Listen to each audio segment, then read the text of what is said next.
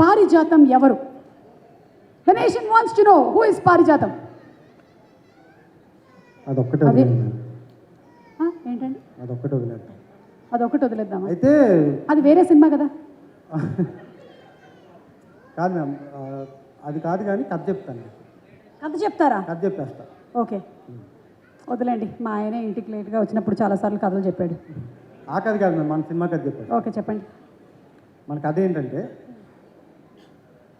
ఒక సీఈఓని కిడ్నాప్ చేద్దాం అనుకుని ఆఫీస్ బాయ్ని కిడ్నాప్ చేస్తారు. దాంట్లో కూడా ట్విస్ట్ లేదు.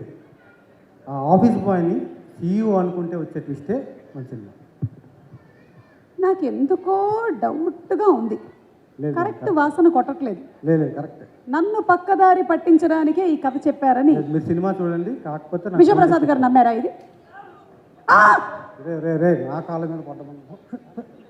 సారీ నా కాళ్ళ మీద పడమంటే రే, నువ్వు పడితే పడ్డావు.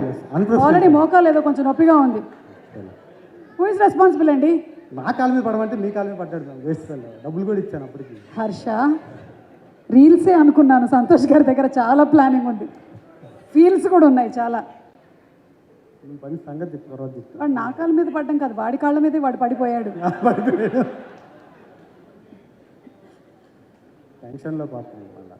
ఓకే, ఇంకేమేమి అరేంజ్ చేశారేంటి? ఇంకేం లేదు, అయిపోయింది ఒకటే.